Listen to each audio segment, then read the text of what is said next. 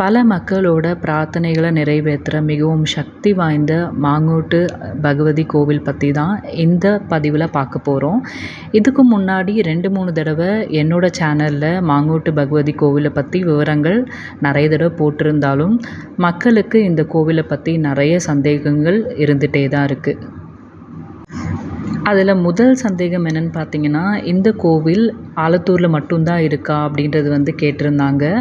ஆமாங்க, இந்த கோவில் பாலக்காடில் ஆலத்தூர் அப்படின்ற இடத்துல அத்திப்போட்டா அப்படின்ற ஒரு கிராமத்தில் தான் இந்த கோவில் அமைஞ்சிருக்கு. இந்த ஒரு இடத்துல மட்டும்தான் இந்த மாங்கோட்டு பகவதி கோவில் இருக்குது.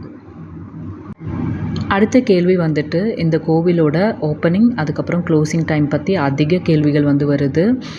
இதை நீங்கள் வெப்பில் செக் பண்ணிக்கலாம். Mangottu Bhagavathi temple opening and closing time அப்படின்னு போட்டோன்னா முழு விவரங்கள் வரும். எந்த டைமில் ஓப்பன் ஆகுது, எந்த டைமில் க்ளோஸ் ஆகுது. செவ்வாய், வெள்ளி, திங்கள் இந்த 3 நாளுமே விசேஷமான நாட்கள். மற்ற நாட்களை விட இந்த டைமில் பார்த்திங்கன்னா கோவில் அதிக நேரம் திறந்திருக்கும். அதுக்கு அடுத்தபடியாக இந்த இடத்துக்கு எப்படி போகலாம் அப்படின்ற கேள்வி தான் அதிகமாக வந்திருந்தது.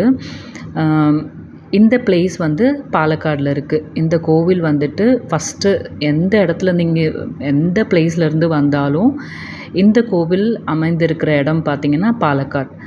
அப்போது நீங்கள் பாலக்காடு ட்ரெயினில் வர்றதா இருந்தாலும் சரி, ட்ரெயினில் பாலக்காடு ரீச் ஆகிட்டு அங்கேருந்து பஸ் இல்லைன்னா ஆட்டோ எதாக இருந்தாலும் ஆலத்தூர் அப்படின்ற ஒரு இடத்துக்கு நீங்கள் ரீச் ஆகணும். ஆலத்தூரில் இந்த கோவில் இருக்கிற இடம் அத்திப்போட்டா. இந்த பிளேஸை நீங்கள் சொன்னாலே போதும், எந்த ஒரு ஆட்டோ டிரைவர் ஆகட்டும், பஸ் ஆகட்டும், முழு விவரங்கள் கண்டிப்பாக எல்லாருக்கும் தெரிஞ்சிருக்கும். ஏன்னா அந்தளவு ஒரு ஃபேமஸான கோவில் இது. இந்த கோவிலை பார்த்தாலே இப்போ உங்களுக்கு தெரிஞ்சிருக்கும். இங்கே ரெனோவேஷன் ஒர்க் போயிட்டுருக்கு. லாஸ்ட் 2 வருஷமாக வேலைகள் நடந்துகிட்ருக்கு.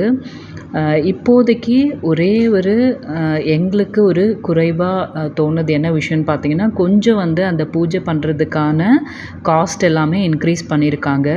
அது ரினோவேஷன் ஒர்க் நடக்கிறனாலையா என்னன்றது தெரியல.